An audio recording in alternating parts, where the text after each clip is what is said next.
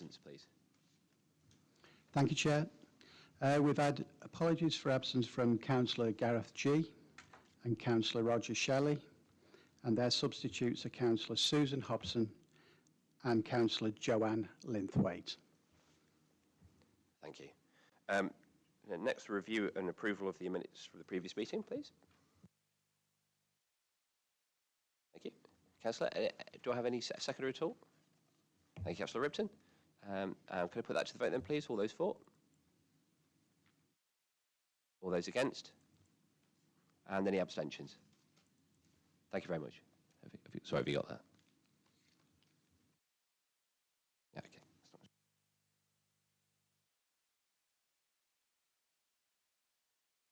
We have no public participation items and declarations of interest. Please note that this was updated to the members at previous council, so do have reread that item and make sure that you aren't applicable. Item number 5, questions, procedure number 15, and we have an item from Councillor Hobson. Do you want me to read it? Certainly. Please could councillors have a full update on the leisure energy public sector decarbonisation scheme claim? The response: whilst the termination of the project is disappointing given the time and effort that officers have put in and the positive outcome expected, the council has now recovered the full amount of its contribution towards the project, which equates to £172,405.12. The cost of the feasibility study, which was fully financed by a grant from the Low Carbon Skills Fund, has not yet been fully recovered, but this is being explored currently. Thank you. Thank you, Chair. I'd just like to thank Ashley Watts for all his hard work over this. Thank you. Thank you, Councillor. On to item number 6, asset management plan. Mike. Thank you, Chair. This report is in 4 sections dealing with 4 different sites. So I'll just run through quickly what it covers, and then obviously happy to answer any questions. There is one change which is in section 5 of the report of the timetable for implementation, because originally parts of this report were going to go in January this year to come to this committee in January, and the committee was cancelled at the time, and now they're coming back with some additional items now. So the timescales have moved on. So I'm just moving the timetable for implementation on by, in effect, 2 quarters. So the leases we're expecting to be completed by the 3rd quarter of financial year 25-26, and the disposal by the 4th quarter of the current financial year. In terms of the actual substance of the report, the first item covers, or the first 2 items are very similar. They cover a lease renewal of leases at the Agricultural Business Centre in Bakewell, 1 to Bagshaws and 1 to CVS. So starting with the Bagshaws one first. These leases were put in place when the District Council developed the Agricultural Business Centre, and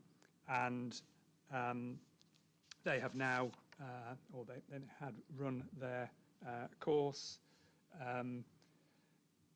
They were 21-year leases. They expired in first the Bagshaws one expired in August 2019, and we've been holding over, which means that the tenant stays there paying the rent that was set under that lease and adhering to all the conditions of the lease, pending a renewal of the lease, which is now being agreed. The figures are in the report, so there's an increase in rent, and then there's a new 21-year lease at a market rent, which has been agreed between the parties, subject to approval by this committee this evening. So that's the first item, which is the lease to Bagshaws. The second item is basically another area of offices adjacent, in effect, within the Agricultural Business Centre. The lease for this one was slightly shorter because the original tenants, it was originally Business Link, I think, that were there, and then Derbyshire Dales Council for Voluntary Services came in 2007. Their 12-year lease expired in 2019. We've been holding over on that. And again, we have agreed a new 21-year lease, same term as the Bagshaws lease, at a market rent. So the rent has increased slightly, as outlined in the appendix to the report. And again, subject to approval of this committee this evening, those two lease renewals would be completed, and the new rent would be backdated to the 1st of April 2024, so approximately going back a year. So those are the two leases. Do you want me to continue through the rest? I'm going to open it to members to take questions on each of the items first. So did we want to talk through that first on those two rents? So were there any queries on those? Whilst we might well vote for them, we might split them out. Councillor Ripton. Thanks, Chair. I raised a couple of questions by email. It was just to understand how we assured that we were getting market value rents on those. Not that I don't trust you, just curious on the process. Yeah, thank you. Through you, Chair. The new leases were negotiated by a chartered surveyor representing ourselves.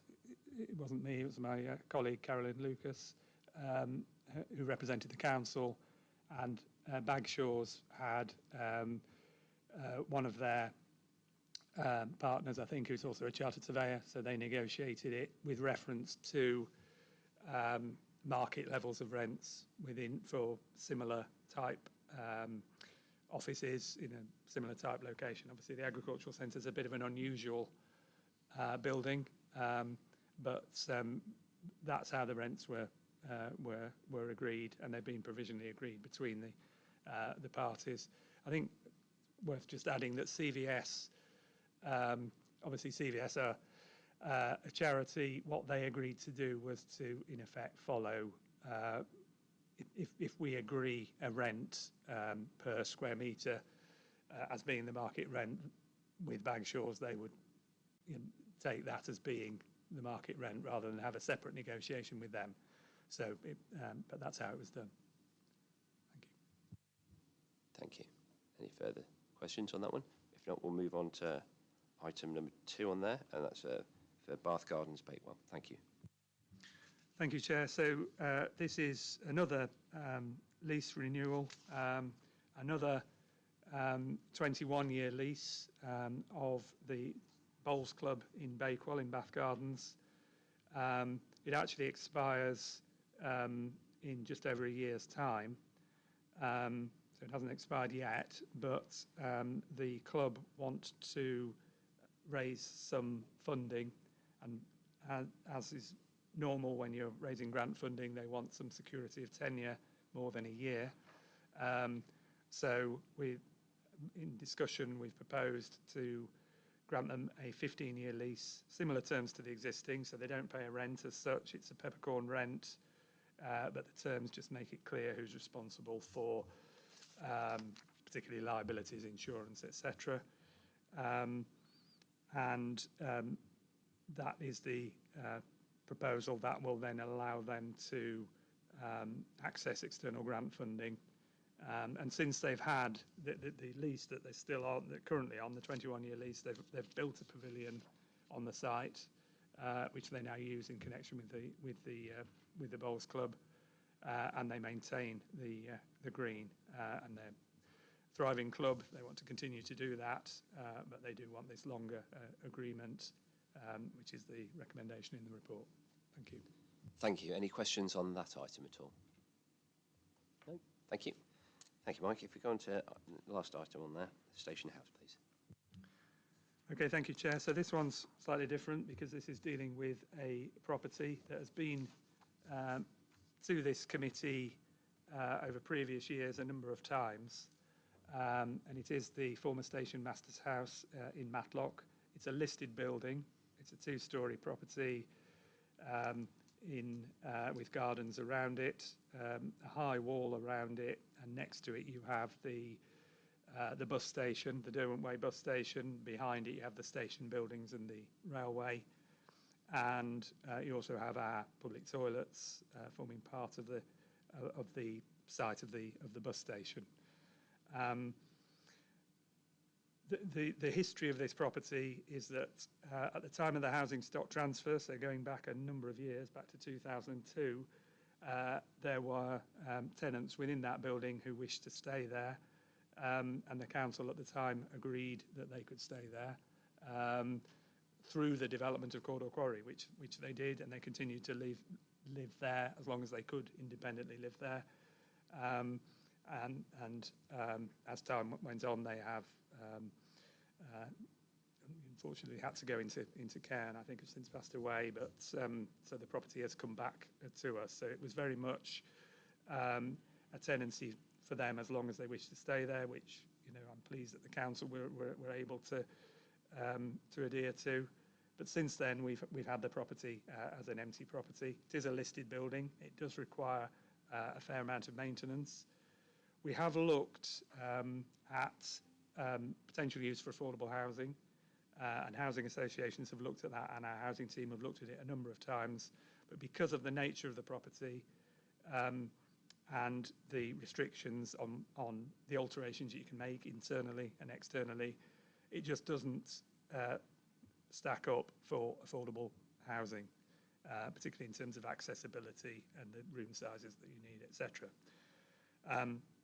So we then brought that back to committee, I think in 2023, and at the time, Pete Rail expressed an interest in using the property, having a lease of the property in connection with the Heritage Railway as in effect a holiday let, but managed by them in connection with the railway.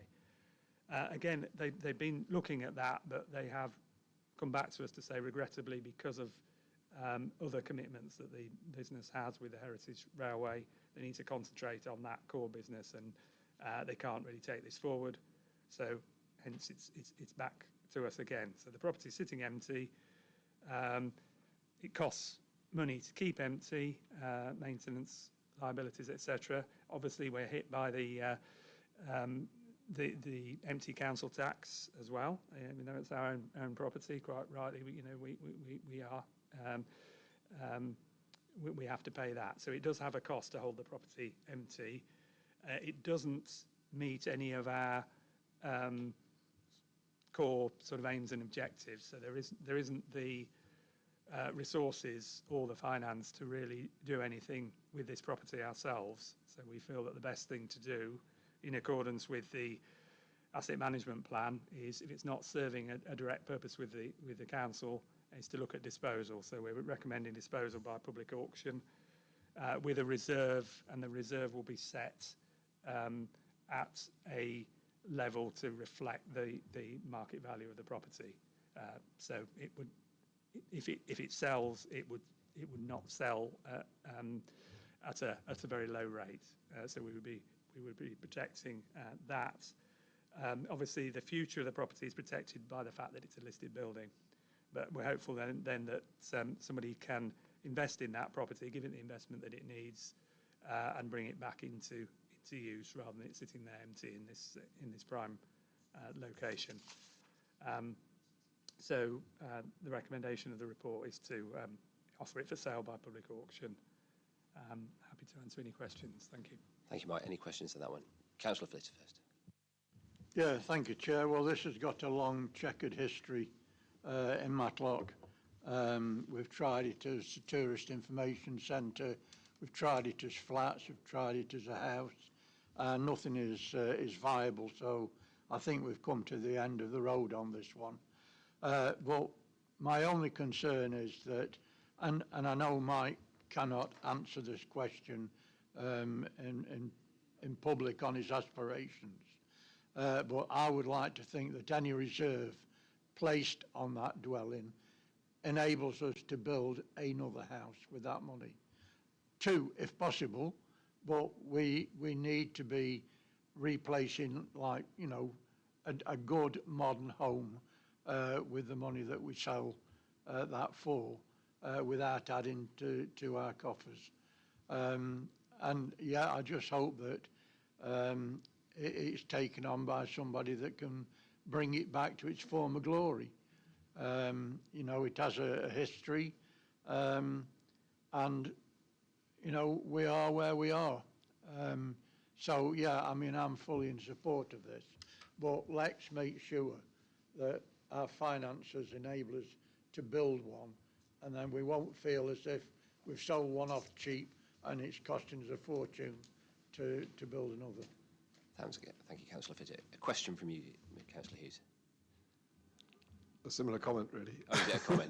Don't worry, I was conscious that we kind of went into comments there, not really questions. But I have a question, though. But I'd like to, first of all, agree with Councillor Flitter. I think it's important that we do replace like with like. I emailed you this morning, Mike, about the buildings around the house, because the house is a very nice house in its own right, but it's in a poor setting. And I wondered whether we own the bus station land and the buildings that form the bus station, and what was our plan for those buildings, given the fact that site is underutilised by bus services. Through you, Chair. So yes, we do own the land to the front of Station House, so basically the bus station and the waiting area, and obviously the car park that runs down along from that. In terms of use of the bus station, obviously we have 2 bus stations in Matlock. The use of them has, I think, historically always been agreed with the county council. They require both bus stations for the routes that they currently operate. But in terms of discussions about whether they need, for instance, all the space at that site, that's something that we can have in the future. That we've, funny enough, there was a meeting earlier today, and I understand the responsibility for bus services is transferring from the county council to the combined authority in the autumn this year. So I think that's a discussion we can probably. The meeting today was to discuss what the arrangements are for the use of our bus stations by buses. So I think there's room for a dialogue there in the future. Can I come back?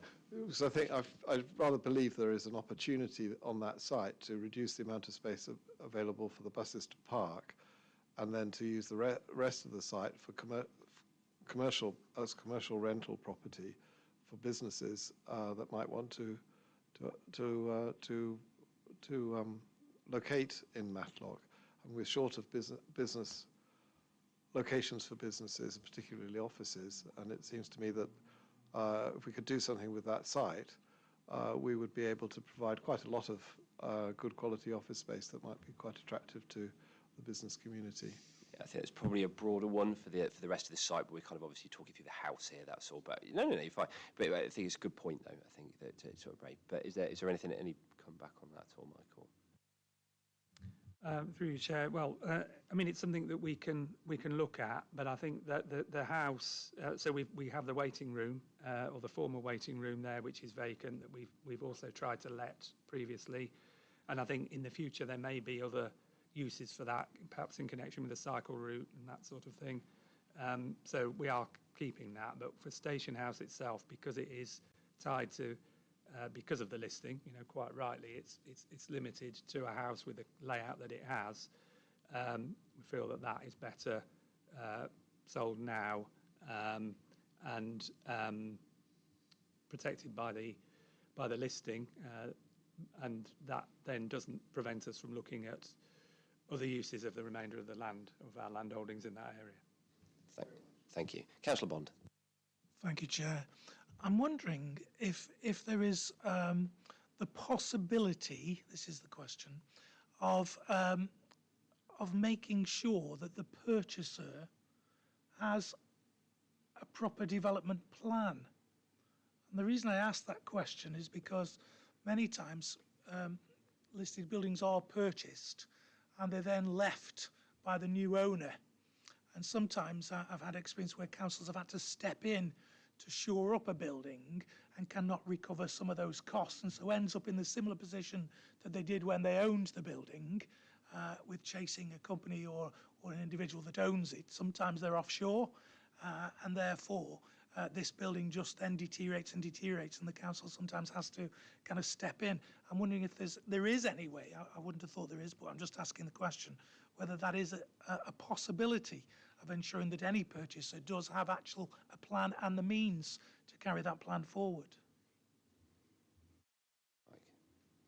Yeah, through you, Chair. So I think that, I suppose the general point is that it is protected by the listing, and that's a planning function, a statutory planning function of the authority, rather than in terms of authority as landowner. I think with any sale, the more restrictions, so you can put restrictive covenants and things on sales, but the more restriction you put on, the less likely you are to sell it, and B, the value will also be reduced. So there is a balance, but we feel that with the protection of it being a listed building, that side of it is protected. In terms of sort of having some sort of almost applications for people to purchase it and vetting those, I think that would be quite a difficult process to do transparently and fairly, and we'd have to take legal advice on that. So I think we do have a duty to get the best price reasonably obtainable. An auction is one way of doing that. It's not the only route, and it's not a one size fits all, but I think in this case that would be the preferred route. Thank you. Sorry, Councillor Ripton. Thank you, Chair. Mike, can you just explain what investigations have been done from a commercial point of view? And the background to the question is, in fact, as David said, we are short of commercial premises. It came up in Steve Cape's survey, that businesses can't get commercial premises. And I just wonder if there is a bigger scheme here, a regen scheme with a building like that at its heart. But if you've already explored the commercial option, I'm keen to hear that. And then the other thought I had, and I mean, this is a bit left field, but I'm hearing and reading more about this reopening of the railway line right the way through to Manchester via Bakewell. And again, is this premature? Should we actually be waiting and seeing how that scheme develops? Because I guess it could have implications. Mike, if you want to answer that one. Yeah, thank you, Chair. So I suppose the position really is that yes, we could wait and see what future opportunities there may be with the railway line or with other cycle route, perhaps White Peak cycle loop, or other potential uses. I think the risk is twofold. It's whether the building would be suitable for any sort of commercial use because of the restrictions due to the listing, and I think that would be difficult to convert it to something like a restaurant type operation or something like that. It would be very difficult to do that within the confines of the listing.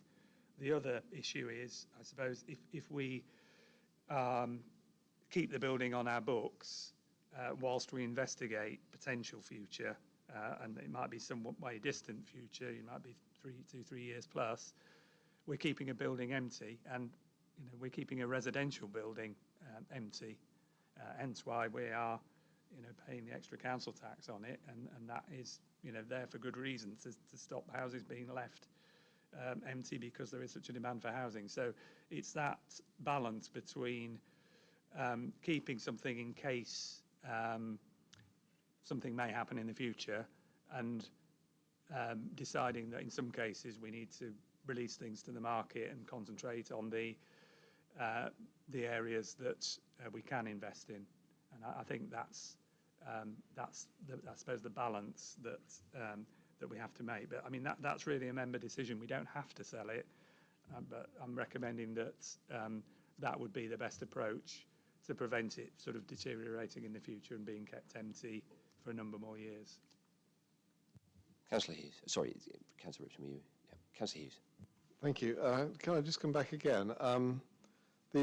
Some time ago, I've discussed the combining the house with the bank building next door, which is going to be turned into apartments at some stage. And because I mean, the problem with the house at the moment is it's isolated. It's stuck in a car park or bus park, and it's separated from rather nice buildings by a bit of ironwork, which probably could be replaced with something a little bit more attractive, a lift or something like that, which would take up far less space, giving opportunity for improving the space around the listed building and making the whole area a lot more attractive. And now I'm not suggesting that we delay the sale, but what I'm asking is whether it is possible perhaps to find out whether the owners of the site next door would be interested in participating in the sale. And again, I understand that we'd have to go to auction, I guess, because we'd need to have an open sale in order to ensure that we attracted the right price. But it just strikes me that there is an opportunity there for the developer next door to create extra value from his site or their site and from that particular building if we could enable that to happen. Thank you, Councillor. Mike. Yeah, certainly we can have a dialogue with them and make them aware, if it's approved tonight, that we will be selling it to auction, and so that they can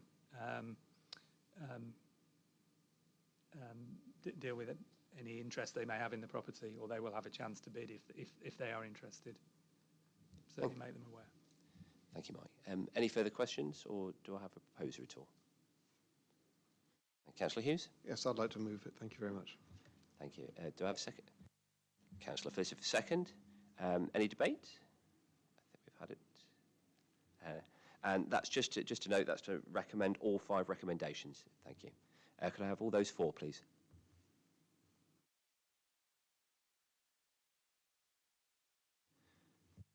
All those against? And any abstentions? Thank you all. On to item number 7, the data protection report, please. That could be from Caroline. Thank you, Chair. So, as you'll see, the data protection policy was last approved in 2020 and was due for review to ensure that it's up to date and compliant with the Data Protection Act and the GDPR legislation. The policy also provides data subjects, such as residents and customers, with the reassurance that their personal data will be processed in accordance with the 6 key data protection principles, which are outlined at item 4 in the policy. Also, within the report at section 2, I've taken the opportunity to update members with the key activities that have taken place in the last few months to provide further reassurance on the Council's approach to data protection, and I'm happy to take any questions. Thank you very much. Any questions from the floor? Councillor Ripton. Thanks, Caroline. I just wanted to know, do we have any sort of external validation of compliance with data protection, and basically how do we know we're doing okay? Through you, Chair. So the Information Commissioner's Office have a framework, and within that framework they have a tracker which is split into 10 different subjects along the lines of policies and procedures, data sharing and how we protect that data. So we can populate our procedures and put in there, and that will give us an indication if we're taking the right approach or if we need to give some thought to other avenues that we've perhaps not considered. But within regard to other aspects of data protection, such as SARS, I provide an annual information governance report, which gives you an indication of how we respond and in a timely manner, and if there's any issues there. But also anybody that puts a request in for something like a SAR, if they're not satisfied with the response from us, they've got the opportunity to ask the ICO to review our response. Thank you. Councillor Hughes. Thank you, Chair. This is a general point, really, rather than one particularly on this. But this is an updated policy, and it's difficult to understand what has actually been changed within it. And I think, as a matter of principle, can reports where policy, where policies are subject to minor changes rather than being rewritten, can they always come to committee with a track changes version, so that the changes can be seen immediately and you don't and clearly identified? We've had a number of papers coming to committees where those changes haven't been made clear, and it increases our workload, and I think it probably increases everybody's, decreases the amount of understanding of what's going on, what changes are important if we don't have that clear understanding of what the changes made have been. Thank you, Councillor. Yeah, through you, Chair, of course we can. It's not a problem. No, I think it's a good idea. Do I have it? No. I think it's something we've commented on in the past as well, to be honest with you, Councillor Hughes. Do I have any further questions from the floor, or do I have a proposer, please? Councillor Ripton, do I have a seconder at all? Councillor Gretry. And Councillor Flitter? Yeah, I just want to make the point, because this is another one where the Chair's pre-brief a moment or two ago, I made comments about the recommendations. Perhaps I didn't actually explain it enough, but the point is that if somebody, a member of the public, is reading recommendations like this, as with the other one that I mentioned in the pre-brief, we're actually approving an incomplete report that could be delegated in the future by the chair or an officer. And I think we've got to bear that in mind when we make the recommendations as read. Perhaps that could be taken on board for another occasion, and we'll look at it differently. Thank you, Councillor. Barbara? Yes, we can take that on board, Councillor Fitter.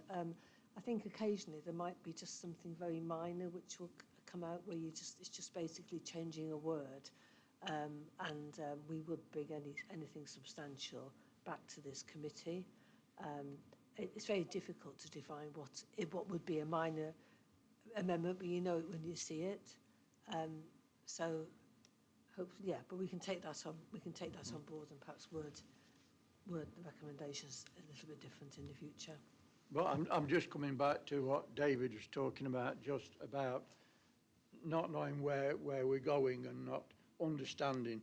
It's probably an incomplete report with no explanation of what could change.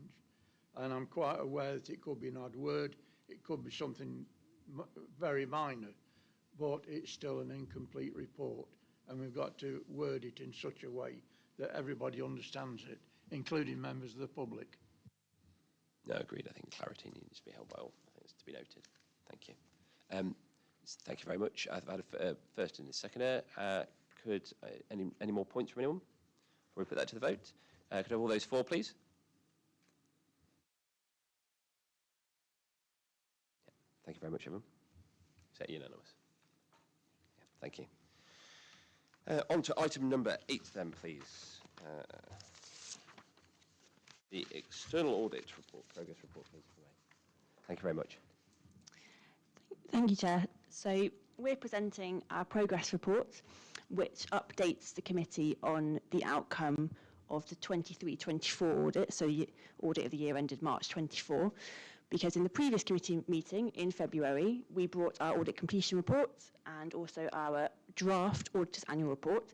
And in those reports, we said that the audit was substantially complete, and we anticipated issuing a unqualified, that is a clean opinion. So I'm pleased to report that was the case, and we signed the opinion on 21st of February, and therefore the council was able to meet its obligation to publish the audited statement of accounts with our opinion before what's been termed the backstop deadline of 28th of Feb. Also on page 4 of the reports, we have the confirmation of the proposed fees.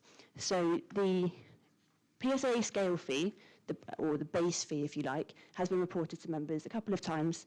Firstly, in the audit strategy memorandum, which we brought to committee in July of last year, also in our aforementioned audit completion report and auditor's annual report.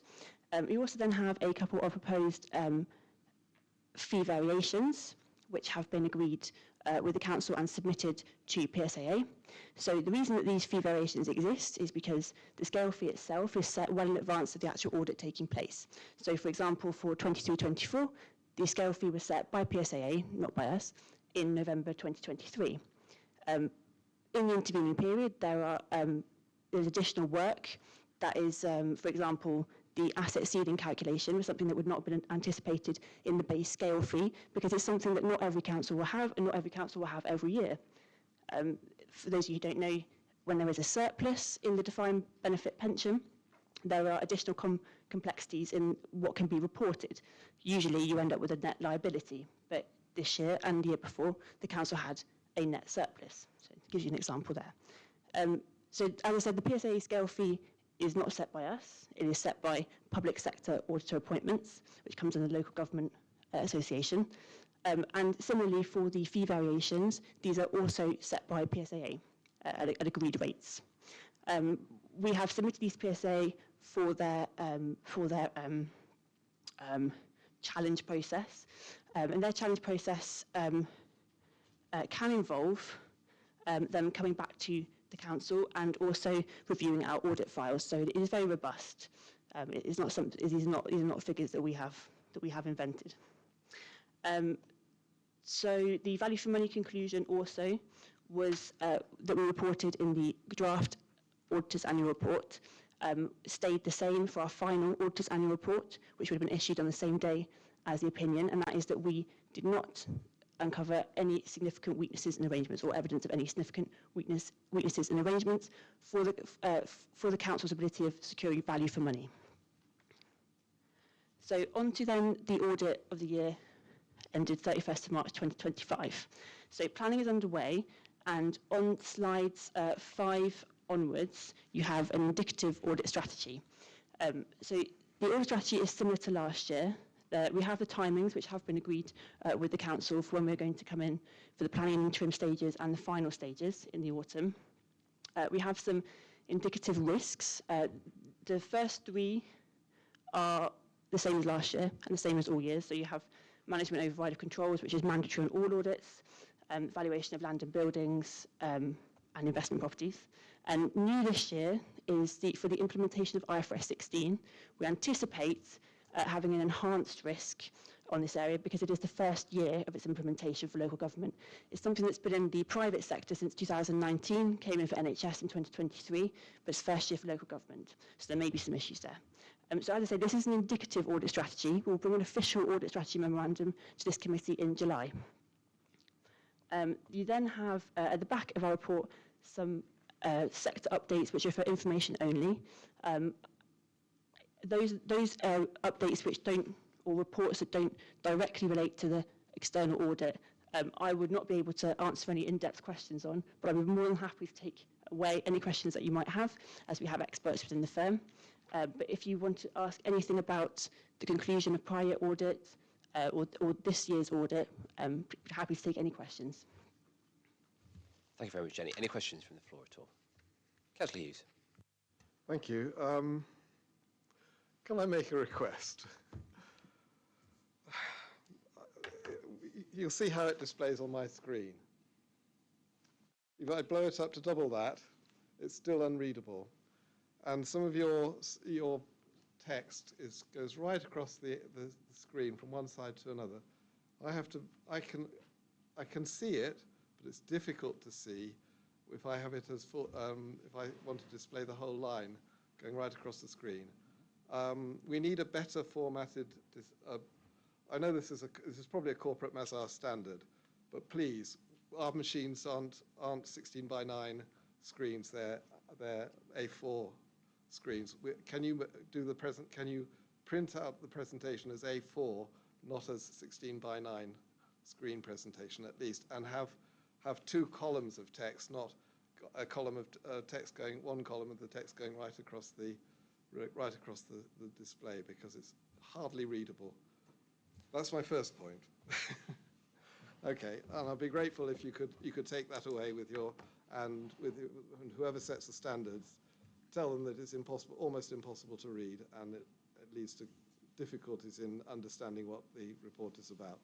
And that goes to the tables in it as well, which are, if you come to the significant risk table, for example, that it is readable, but it goes right across the screen, and the text is then very, very, very small on our iPads. So again, if we can, I mean, the Derbyshire Dale seems to be able to the council seems to be able to make legible reports for us. So I think Mazars can do that too. Can I turn to significant risks and other judgment areas? The first one is about the valuation of net defined benefit pension assets. And you talk about, your response is really to evaluate whether the consultant who has, or the accountant who has done the necessary work about the pension fund's actuary is actually qualified and suitable person to do that work. Is that really necessary? I find it one professional person assessing whether another professional person employed by the council is adequate for the job seems a bit over the top to me, and you know, I don't really understand. These are professionally qualified people. Surely we can accept their professional qualifications. Why does another accountant have to go in and do evaluate whether an actuary is suitably qualified? I find it over the top to be honest. Thank you, Councillor Hughes. I think you've got a couple of topics there. Thank you. Thank you, Chair. So, first point on formatting, absolutely. So you've mentioned a couple of slides that you do think are illegible on iPad, so I could try and split those out next time. No problem at all. I think it's something you have raised before, so I apologise for that. I have, yeah. Secondly, so your interesting question, it actually also applies, I don't know if you spotted it, but also to the valuation of land and buildings. Yes, because it does, we also, yeah. Okay, a couple of things I would say. Firstly, this is a small part of our work programme. This is not the only thing that we do when we're looking at this area. Secondly, we are required to, by international standards on auditing, we have to evaluate what is called management expert. There is a whole ISA on it, as in international standard on auditing. We cannot just accept, even though management uses experts, and so do auditors, on areas where we may not have the required expertise. For example, actuarial calculations on a pension fund, or complicated valuations of land and buildings. But we still have to be quite critical or provide a robust challenge of any errors they might have made. And I will tell you that we have uncovered errors before, things that might have been missed, usually things to do with inputs that were missed. So it is important, and we are required to do it, and it is also a small part of the work programme if you're looking in totality. So hopefully that answers your question. Okay. Thank you. Excellent. Councillor Butcher. The IT is being improved in the council. I'm not quite sure whether that affects this.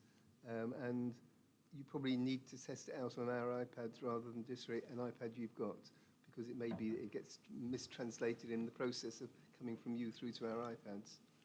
Just to bear that in mind, rather than spending time doing something which then is a waste of time. Can I suggest that Councillor Hughes identifies the pages he finds tricky, and then we feed it back? How does that sound? Okay, thank you. Okay, well, okay. Thank you. Any further questions? Or do I have a proposer? Oh, sorry, Councillor Buttle. Yes, thank you. I've got a more generic question, which you're talking about pension funds, and we do have a lot of concern building now about pension funds' approach to climate change and the fact they're becoming very defensive in their approach and their expectation. Does the general audit, like the group of auditors as a whole, the World Audit Association, or whatever you work under, do you actually take a view on the approach being taken by pension funds, or do you just assume that it's all okay? So with regard to sustainability specifically, or in general? Well, I have severe doubts about the sensibility of spending a lot of money on fossil fuels and ending up with the Atlantic Meridional overturning currents being stopped and us all just dying off, for example. And, you know, like, these are issues which are actually much bigger than this council. And I kind of expect the auditor, when approaching a pension fund, to have had that kind of thing in mind. So I think talking about there is assumptions that go into the actuarial calculations. That's obviously something that will be challenged by the actuary. You also have consulting actuaries that are used. For example, NAU uses PwC as a consulting actuary who actually challenges, because all of the pension funds, well, if you say like Derbyshire Pension Fund, like Nottinghamshire Pension Fund, for example, have different actuaries. And NAO's commissioned report by PwC takes a view on those assumptions. So this is something that we do incorporate into our work. On that specifically, I can't speak to, but it is globally, which I think was your question, Yeah, well, it is taken into account. I'd say it's becoming a concern. Thank you, Councillor. Any further questions, or would anyone like to? Councillor? Chair, just through you, I think Neil has got a sensible point. There's a board member of Alliance has said that that risk is becoming uninsurable in many areas in places like California, and with climate change, the areas where risk to buildings particularly is uninsurable is growing, and that has an impact on ability of people to get mortgages, and basically it undermines the whole method of asset valuation. So there is a real issue here that needs to be addressed. It may not be one that is particularly pertinent to Derbyshire Dales because we're 300 feet above sea level, but it is of real significance overall. Thank you, Councillor. Did you want a response on that, or no? Yeah, and just to reflect, this is the external audit progress report. I think if you have anything deeper concerns on that, if we take it up with Karen when she returns, I think it makes sense. Thank you. Any further questions, or do I have a recommend?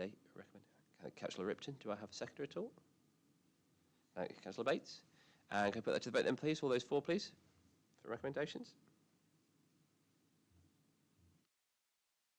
Thank you very much. That was unanimous. And on to item number 9, the internal progress report. Thank you very much, Jenny. Thank you very much, Jenny. Second, Jenny. Thank you, Chair.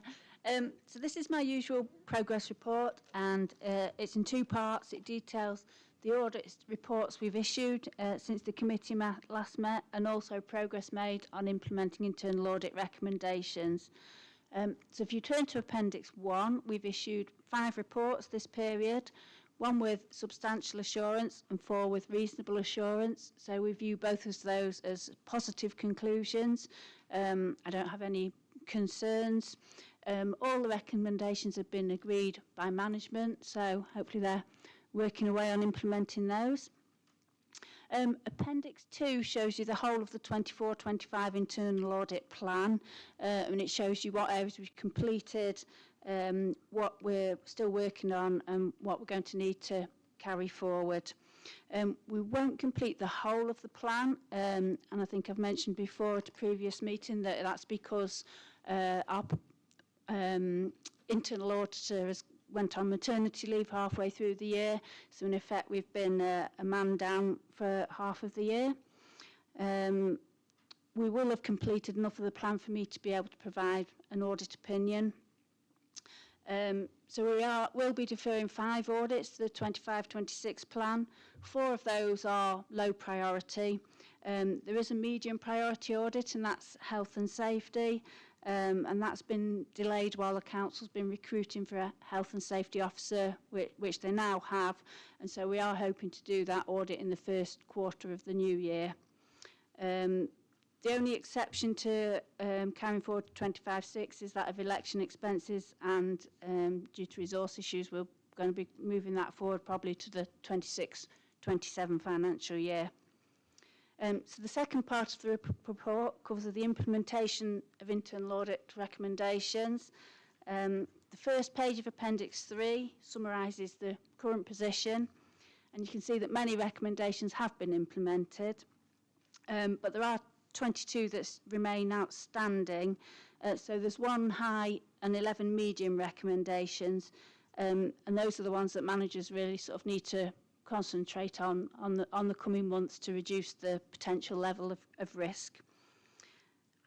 And other than that, I'll try and answer any questions. Thank you, Chair. Thank you very much, Jenny. Any questions? Councillor Ripton. Thank you, Chair. Thank you, Jenny. I'm always worried when I see medium recommendations that are 4 or 5 years old, because it either suggests that they're not important enough to have been recommendations in the first place, or for whatever reason the council's not responding in a timely manner. So I'm just worried that that's a lead indicator that we've got a bigger problem. Councillor. Thank you. I think there's a mixture of reasons. In terms of data protection, there's been a turnover of officers, which hasn't helped. So I think James started implementing and then Helen started implementing. But Caroline now has been working hard now. She's taken over the data protection now and is doing some good steps forward. But generally, yes, ideally any high and medium we would want to meet the timescales, but I think there's been a bit of a capacity issue. So officers obviously have to prioritise. But so for any individual recommendation areas, really, it will be up to your officers, I think, to come back and give their reasons, you know, why they've been focusing on other areas rather than implementing the audit recommendations. Thank you for that, and I know you're the messenger to some extent. I think we need to reflect, probably with Paul, either there are sunset clauses on these things that, you know, if after X months, years, they're not done, then they're not important, or we need to be asking ourselves why the resources are not being made available, because I don't think not having people is a reason not to do audit actions. If anything, the audit risk goes up because you haven't got the people, and therefore they should be elevated and resourced. So it feels to me like we're carrying risk, but we're not managing risk appropriately. Yeah, thank you, Councillor. Any further questions from the floor? Can I find a first? Councillor Butcher, do you have a question? Yeah, just before that, so in picking up on Councillor Ripton's point, so it'd be helpful to have a response. So is there a discussion at CLT actively on the things that are delayed, as Councillor Ripton refers? So I couldn't hear because of the... Yes, it's been to CLT several times, and I know the Section 151 officer and the Chief Executive has had discussions with all of CLT, and they have been going back and encouraging officers to provide the responses for this report, but also to try and move things forward. I think there's been some debate about the low priority recommendations and should they, you know, obviously be left because they are low priority, lower risk, and try and produce the resource to implement the medium and high ones, because the risk could get more significant over time. I mean, data protection is a prime example. If something got reported to the Information Commissioner, the first thing they would be asking was, have all your officers had the training? And if you say no, then you're more at risk of having a fine. So I know the officers are trying, and it has been elevated to CLT. I know that they have been asking the questions, and we have been able to resolve quite a number going, but I think probably more focus is needed on these moving forward. I agree. Thank you. Councillor Butcher. Yeah, so the question for the committee is, what extra action is to be needed to keep an eye on these and help officers to resolve them in one way or the other, as Simon says? Well, I think to escalate them, yeah. I think what we need is an action plan with end dates on these. I mean, I work in regulated environments. It would not be tolerated 5 years for audit actions. So I think we need a line-by-line response that says this action will be closed by this date, by this person. And if that can't be produced, then we find the resources, or we take it off because it's reviewed and we be given the comfort that it is no longer a risk. But we have to have, we have to close them down. Needs a full CLT review, basically, of it to see what's relevant and what's not, let's be honest with you. So they are focused. So, yeah, can we take that as an action? Thank you, Barbara. Did I have a first at all? Anyone to support first? Thank you, Councillor Ripton. Do I have a second at all? Councillor Hughes? Councillor Flitter, you have a comment? Yeah, just a comment. I think our audit team and our financial team have served us well, and they still do. They've served us for many, many years, and we appreciate the hard work that goes into keeping us on the straight and narrow. But we have to realise whether it's a low, medium or high risk, it is still a risk. We should be adequately resourced to meet that job in hand. And I'm going to take that on board because, I mean, we've said there are gaps in the organisation, but one of the strong bits should be that of finance and audit. If there are any problems, we need to hear about them, you know, as soon as possible. Because like others, I don't like to see things coming up time and time again, but we've got to realise there is a limit to what our staff can actually do. So we do have to resource properly, and just to say thank you very much, because I know we've been under pressure for some time. Thank you, Councillor Fitter. Shall I put that to the vote then? All those for? That's unanimous. Thank you very much. On to item number 10 then, please. The internal audit plan for 25-26. Thank you, Chair. So the purpose of this report is to present the draft plan for your approval. It's been prepared taking into account the requirements of the global audit standards and also enabling me to provide an audit opinion at the end of the year on the Council's governance, risk and control arrangements. So it has been discussed with the Section 151 officer, and it has been to the corporate leadership team who've all had their input. With the exception of election expenses, the areas not completed from the 24-25 plan have been rolled forward into 25-26. So we do take into consideration a number of factors when we're setting the plan. So we look at the Council's objectives and priorities. We look at the level of risk. So we particularly look at the strategic risk register and operational risk registers. The length of time since we last did the audit, the previous opinion. So if it got, say, limited or inadequate, we would revisit the area quicker than if it had got substantial or reasonable. And also we want to make sure the plan covers enough areas to cover risk, governance and control, and to be able to provide an opinion on that. So you'll notice that the resource we put in is 278 days. So it is less than what was in the 25-26 plan, but that's because our auditor is still on maternity leave. We are expecting her back in October. We have considered using interim resource, but that has its own difficulties, and there's quite a shortage of auditors on the market. So we have decided that on balance, we'll continue with what we've got to start with. The plan I'm presenting will enable me to provide an opinion. So the opinion is detailed at Appendix 1, and that also shows what we covered in 24-25 and indicative plans for the next 2 future years. And then the last column details the main risk associated with the area and if there's any links to the strategic risk register.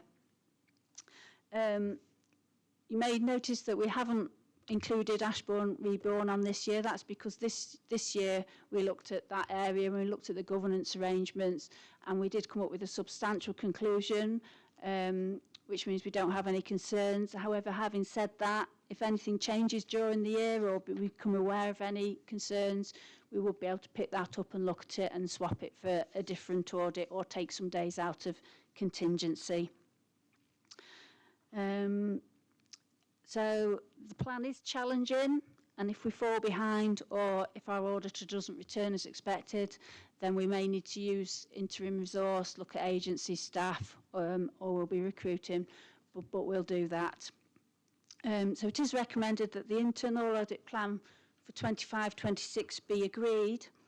And then the second recommendation is aimed at if for any reason we need to change that plan because we become aware of different risks or bigger risks or something happens, then I will, if it's a major change, come back to the committee to inform you and get your permission to amend the plan, or if it's just something minor, we will go ahead and just undo it and report it afterwards.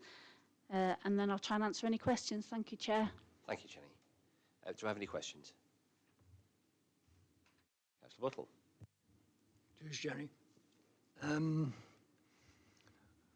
I may be being a bit sad, but I've been reading the internal and external audit reports and the SIPFA overview for the Cumbria local government reorganisation, which doesn't seem to be going very well. They don't seem to have brought their internal audit systems together for all the different district councils as they've been brought into the combined authority. I noticed that you've got work in here for 25, 26 and 26, 27. Will you be working with the other district councils so that that system will be, or that conglomeration will be better managed than the Cumbria one? It will be a major challenge, I think, whatever happens, but I'm a member of the Local Authority Chief Auditors Network, and that is an area of discussion that we're having every time, and some of those auditors, chief auditors, have been through it elsewhere, so they're going to be providing us with their, things that they went through and considered and advice and guidance.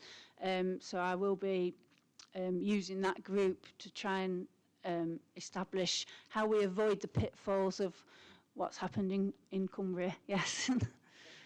But it won't be easy, I don't think, with so many different systems and changes. Absolutely, and this recommendation too, where you're having to look at changes and what have you, definitely. Come back. If you think you need help, definitely come back. Thank you, Councillor. Thank you, Jenny. Councillor Ripton. Thank you, Chair.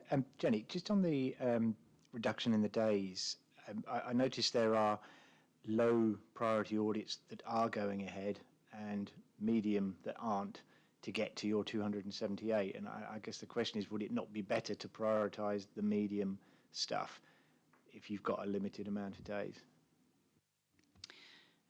We have tried to juggle it so we've balanced it out, because some of the low priority risk areas, although they are low, we haven't looked at them for a huge number, quite a few years. Whereas the medium priority ones we have looked at fairly regularly still, because when we didn't have a senior auditor, for those of you who are here will remember, we had a year where we hardly did any audits, and so we have been catching up on the medium priority area ones, but it's the low priority ones that we haven't done for quite 5-6 years in some cases. So that's why there is some low ones in. So we have tried to assess, have we looked at the medium ones regularly enough? Thank you. Councillor Ripton. Yeah, and a quick follow-up question. I don't know what the right number of days is for an organisation like this, but I'm assuming there's a sort of 3 lines of defence kind of model here. And I guess if the second line, the internal line, is doing less, does the management team look to the first line to do more? And is that something that's actively being considered?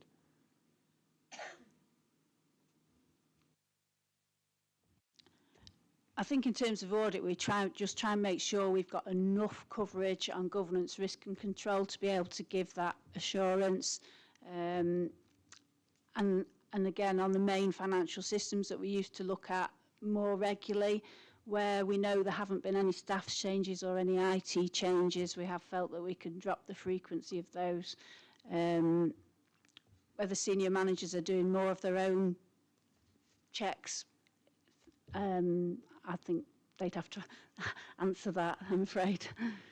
Okay, yeah, again, I guess it's another question for the CLT. There's an action there that says, are you actively putting more emphasis on first line risk management in the absence of that sort of second line? And I think we just need to ask the question and get some comfort that the response is okay.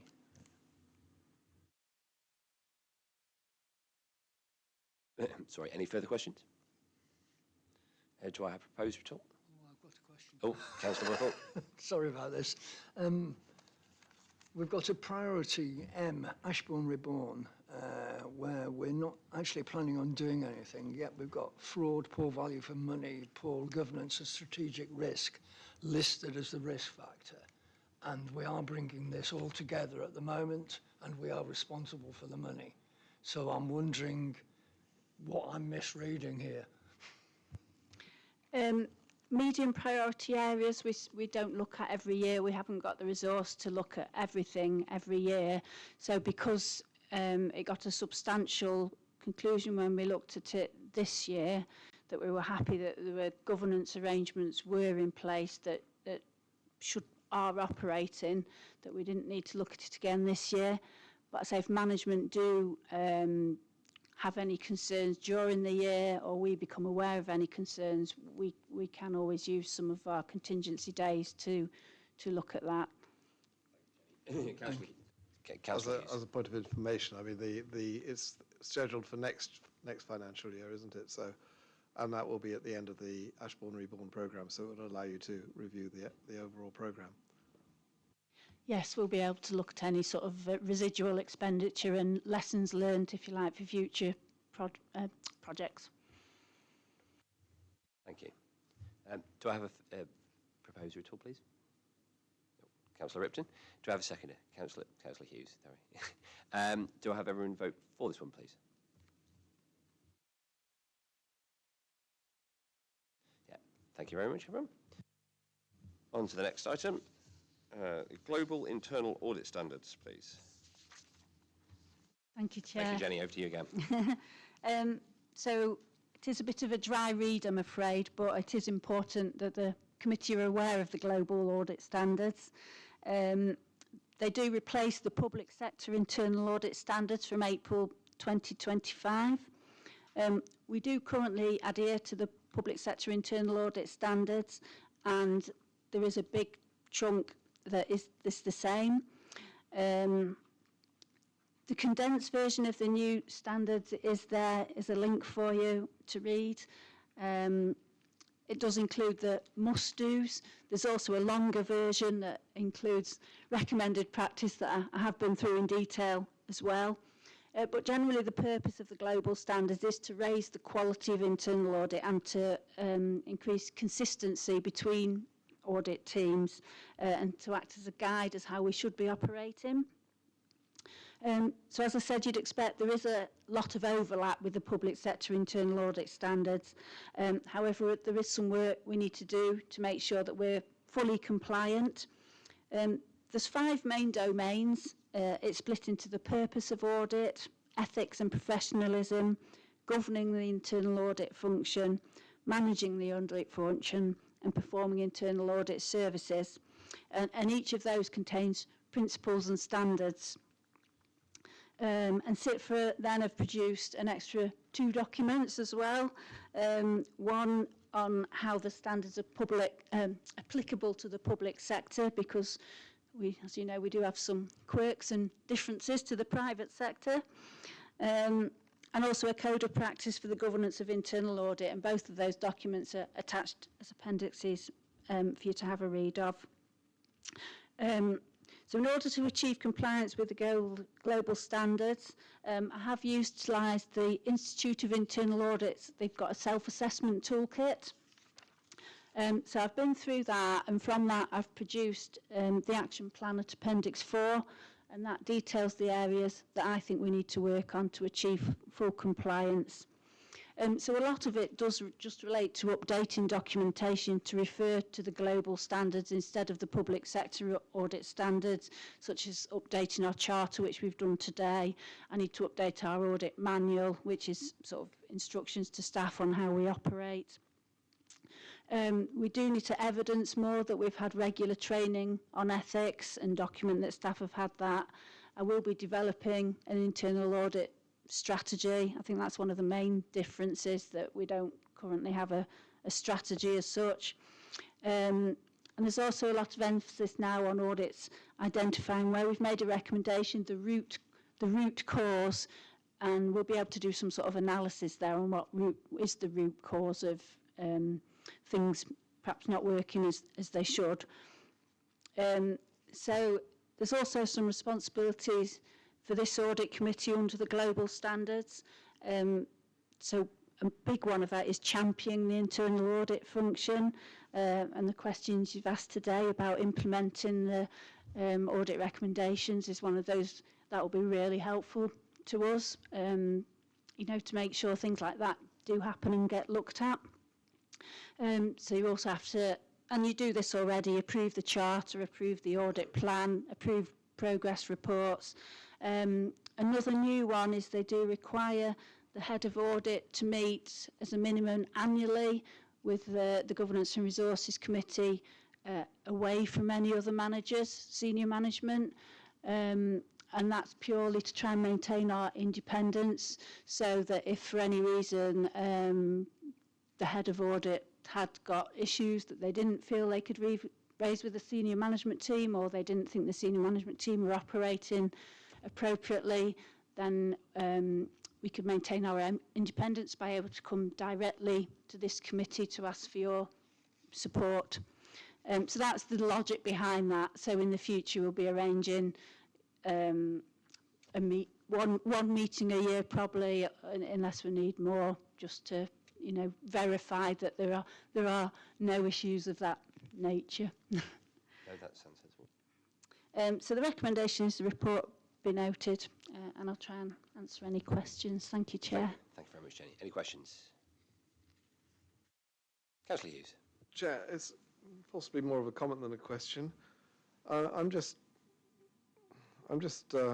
really impressed with the level of detail that you go into and the whole professional way in which this is being done. I know you're professionally qualified, and therefore you will follow professional, but I am very impressed, and I'd like to thank you for doing this. And the question I have is, I'm in receipt of emails about Ashbourne Reborn at the moment by a member of the public, and he is questioning the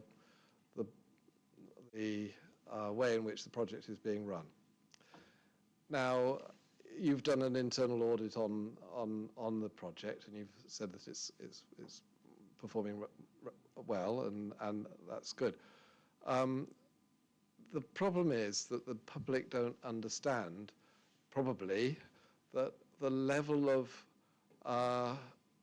audit that is undertaken, the level of checking that is undertaken on council activities, both internally and externally, to ensure that they provide value for money, that they're done with the necessary probity and so on.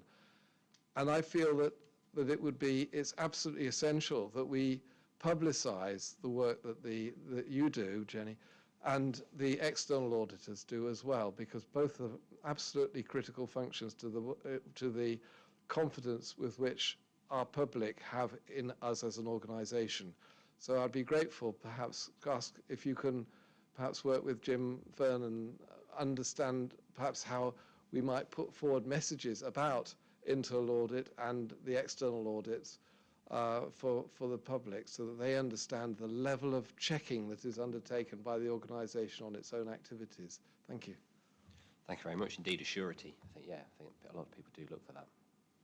So, and we can certainly champion that for you if we need to, I think, yeah. Do I have any further questions or a proposer? Councillor Buttle? Glad to propose this. I really like it. I do. I love having some confidence in what we're doing. You know, it really matters. So glad to propose this. Thank you. Thank you, Councillor Buttle, as well. So, Councillor Hughes. Yeah, on the same basis, yeah. Thank you very much. And could I have all those proposed for, please? That's substantial. Thank you. And on to item number 12, please. The internal audit charter, please. No, that's fine. Thank you. Thank you, Jenny. Yes. So the internal audit charter, we are required to have an internal audit charter by the Global Internal Audit Standards. We did already have a charter under the Public Sector Internal Audit Standards. So the charter, basically, the main headings are purpose of internal audit. It wants us to confirm our adherence to adhering to the global standards, the internal audit mandate, so the roles and responsibilities of each party in reporting relationships, the value of ethics and professionalism and maintaining objectivity, and the scope of internal audit services. So the charter has been adapted from a template provided by the Institute of Internal Auditors. So that's why I'm happy it contains everything it needs to contain. It is very similar to the last charter in its content. It's been rejigged a bit in different headings, but it basically says the same. The main difference is we're confirming we're adhering to the global internal audit standards instead of the public sector audit standards, and it includes the internal audit mandate, so the authority for having an internal audit function. So the recommendations are asking members to agree the internal audit charter, and that the charter be reviewed if there are any major changes to the global internal audit standards or the way the audit section operates, and that authority be granted to the Director of Resources if there are any just minor tweaks that are needed. Thank you. Thank you, Jenny. Do I have any questions? If I don't have any questions, do I have a proposer at all? Councillor. Yeah, I'll move this one. I think the charter, there's everything in there that should be in there. I couldn't see anything that's not there that would be significant, so I'm happy to move this. Thank you, Councillor. Do I have a seconder at all? Thank you. Councillor Hobson. Yes, thank you. I'm happy to second this report. I think Jenny feels she's been through the mill tonight with all these questions, but it's important that this committee can ask these questions and everybody can see the questions. And I think your objectivity, and you've stressed your independence, plus you've had the, obviously, operational issues with not having a senior member of staff. So I think we're very reassured, though. Thank you very much. Thank you, Councillor. Shall I put that to the vote then, please? All those for? That's unanimous again. Thank you very much, everyone. On to item number 13, Statement of Accounts for 24-25. Over to yourself, Gemma. Thank you, Chair. Thank you. Thank you, Jenny. It is good practice to ask members to endorse the accounting policies that we propose to use when preparing the Statement of Accounts. Work on the 24-25 accounts has just commenced, and the deadline to publish draft accounts is the 30th of June. The audited accounts will then be brought to committee in or before February 2026 for approval. The proposed accounting policies are included in Appendix 1. They're very similar to the accounting policies that were approved last year, with the exception of changes required due to the implementation of IFRS 16, accounting for leases, which is detailed in section 2.4. These changes have been highlighted in Appendix 1. I'm happy to take any questions. Thank you, Gemma. Any questions from the floor at all? Right. Councillor Hughes? Or are you proposing? I will propose, but I'll just say that I think I do need a layman's explanation of the changes that have been made. I found I wasn't really understanding the changes in the reasons for the changes and precisely what the implications were. Through you, Chair. The reasons for the change are it's an accounting standard that the council is required to adopt, and CIPFA have mandated that we adopt it this year. The main changes are with regards to accounting for leases in. So all leases in now have to be recognised on our balance sheet, whereas before there was a judgment made and we could either determine that they were finance leases, where we would recognise them on our balance sheet as an asset with a corresponding liability, or as an operating lease if it was felt that the terms of the lease didn't meet the criteria that were set out for a finance lease and they were just treated as part of revenue. The standard now requires all leases in to be treated as finance leases. So there will be a change to our balance sheet this year. We're currently working through the actual figures, so we can't quantify that at the moment. But yes, so there will be an increase in our fixed assets on the balance sheet, but there will also be a liability recognised for the leases.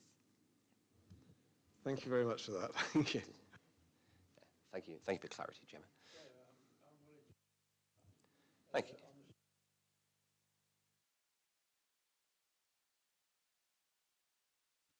Thank you very much. In which case, if there's no debate points from people, I'll put that to the vote, if I could please. Everyone for? Thank you very much. Thank you, everyone. Great report. And to item number 14 now, arrears for write-off 24-25. And Gemma, if you could handle those ones, please. Thank you. Thank you, Chair. This report seeks authority to write off one amount of £45,477.98 in respect of business rates. The report itself provides members with background information about the write-offs approved by the Director of Resources under delegated authority, and also details the collection rates to date in paragraph 2.5. The write-off members are being asked to approve relates to a business rates payment where the business has gone into liquidation and there is no chance of recovering the debt. I'm happy to take any questions. Thank you. Any questions from the floor on this one? No? Thank you, Councillor Flitter. Do I have a seconder at all? Councillor Ripton, thank you very much. Have all those for? That's unanimous. Thank you very much, everyone. And that's all of our items this evening. Thank you very much.